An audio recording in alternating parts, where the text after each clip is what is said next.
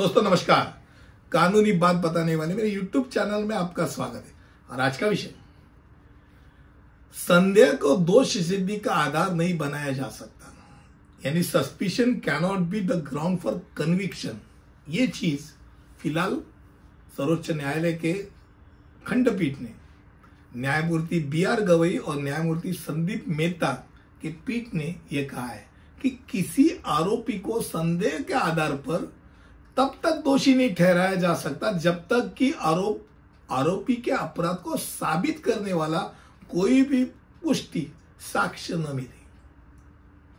यह स्थापित कानून है कि संदेह चाहे वह कितना भी मजबूत क्यों न हो, उचित संदेह से परे सबूत की जगह वो नहीं ले सकता है। वो जो केस था उनके सामने जो केस था, वहां किसी का मर्डर हुआ था और जो आरोपी था वो आरोपी के हाथ में चाकू था। वो चाकू है इसलिए वो उस मर्डर में वो शामिल है, उसके ऊपर मर्डर की केस चलाई जा सकती है।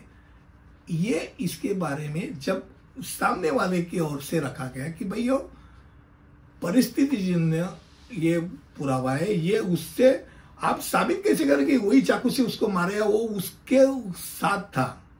तो ये दिखाना चाहिए कि वो उन व्यक्तियों के साथ था जिन्होंने उस व्यक्ति की हत्या की थी और संबंधित व्यक्ति एक उस समूह का भागीदार था। इसलिए किसी भी व्यक्ति को दोषी ठहराने से लिए अपराध का निष्कर्ष पूरी तरह से स्थापित किया जाना चाहिए। यह एक प्राथमिक सिद्धांत है कि अदालत द्वारा आरोपी को दोषी ठहराने जाने से पहले आरोपी को दोषी साबित किया जाना चाहिए और ये जिम्मेदारी सरकारी पक्ष की होती है। बहुत बार ऐसा होता है कि what is beyond reasonable doubt in case law, यानी उचित संदेह से परे क्या है, वो साक्ष्य है, वो सबूत है।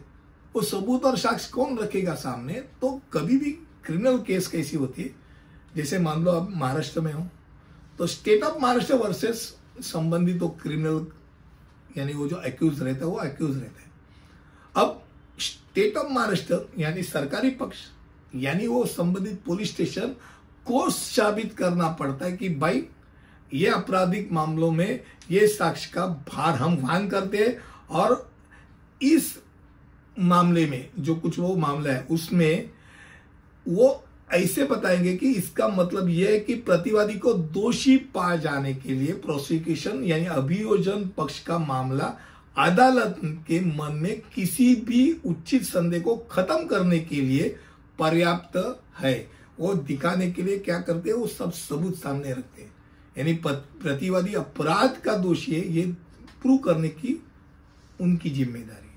और ऐसे थोड़े बहुत मामले होते हैं कि जहां एक्यूज पे भी बर्डन ऑफ प्रूफ आ जाता है, यानी हम अगर मान लो किसी भी व्यक्ति को अपराध का आरोप लगा गया है और वो भारतीय दंड संहिता 1960 की 45 सेक्शन के तहत ये बताना चाहते कि मैं सामान्य अपवाद के भीतर या किसी अन्य भाग के निहित किसी विशेष अपवाद के भीतर ये प्रावधान से मुझे इससे दोष से मुझे हटा सकते हैं।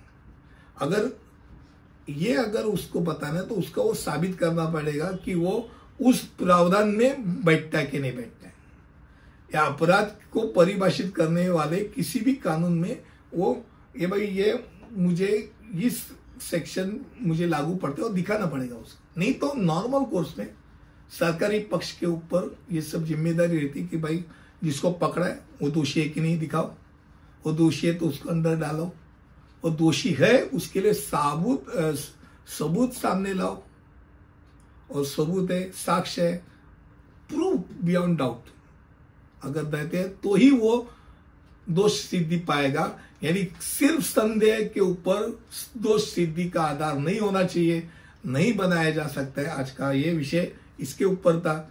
अगले वीडियो में ऐसे ही कुछ और लेके आऊंगा, तब तक के लिए अलविदा, धन्यवाद।